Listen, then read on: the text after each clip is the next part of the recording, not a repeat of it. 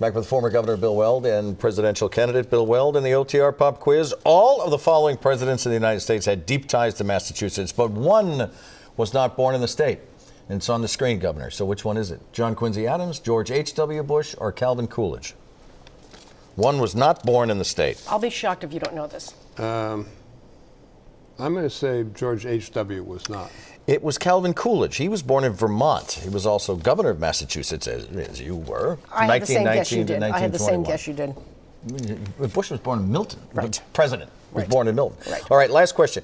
Which New England state used to be part of Massachusetts until it voted to cede? And then it would be Maine? That would be Maine. Oh, bingo. It became the 23rd state in March 1820. That is correct. You're off the hot seat, but you're back on the hot seat. Good news, the pop quiz is over. But before we went to the pop quiz, we were talking about getting on the ballot of different states. More than a handful of states have canceled their primary. What's your count so far as to the number of states that will not be having a GOP primary? Five, and the only one that really hurt me was Alaska, which is kind of libertarian leaning, and I have a long relationship with Lisa Murkowski there. She actually won her Senate seat there on a write-in. That's right. So I'm thinking about that for Alaska. Well, that leads me to my next question. Are you going to lodge a protest? Are you going to try to take any legal action about any of these states? So if state law permits a state committee to do what these people have done, it wouldn't really be a good use of our resources to sue them. But other people are suing them, and in at least one case, I remember in Minnesota, we had some basis for saying that they couldn't take the action that they took, some legal basis. But we're not going to sue people just for the sake of suing them. So you're leaving it to others to challenge them if it's going to be done. Yeah. I mean, the rationales that they put forward are no good. They're saying this has been done before when there was an incumbent president running with no one challenging him. Well, you know, you got a two-term Republican governor challenging him. So that rationale doesn't hold up. And then they say we're going to save the money. Well, if you canceled an election in order to save money, every time you could save money, you'd cancel all the elections, which, of course, is what President Trump wants to do. Will you simply just not campaign in the states where you know that there's not going to be No, I think we'll treat everybody with respect.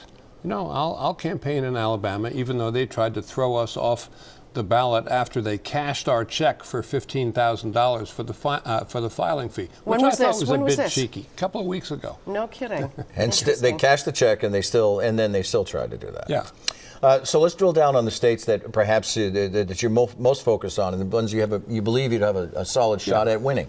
What kind of strategy? What's the strategy? Strategy is perform well above expectations in New Hampshire. Get a pop out of that.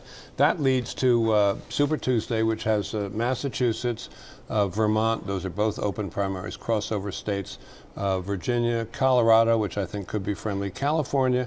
That's not an open primary, but Mr. Trump has gone out of his way to insult everybody in California as many times as he can, so that could be interesting. And, the calculus in a primary is different in the final. I would vigorously contest New York and California in the primary against Mr. Trump, whereas in the final, a Republican would have virtually no chance of winning them. Can you win here in Massachusetts over Mr. Trump? I think so, and you'll see me here a lot between New Hampshire and March 3rd, which is the New Hampshire. And this is your legal residence, is it not? Massachusetts? Yeah, sure, absolutely. We live in the Great Blue Hills Wildlife Refuge with all the deer and the turkey and the coyotes. And if they could register to vote, we'd be swept in. And he calls them coyotes, too. Let's talk about the governor of Massachusetts. He used to work for you. I kind of thought I worked for him. Probably that was the case, but why haven't you gotten his endorsement yet? Oh, I haven't asked Charlie for his endorsement. Are you going to ask him? We'll see how things go. I try to never ask anybody to do something that's not in their own best political interest. He endorsed Chris Christie when Chris Christie was running? Yeah, I understand. Trump was not president at that point, so you didn't have a vindictive president who would call up every cabinet agency and say defund Massachusetts or defund Maryland, which Larry Hogan had to think about.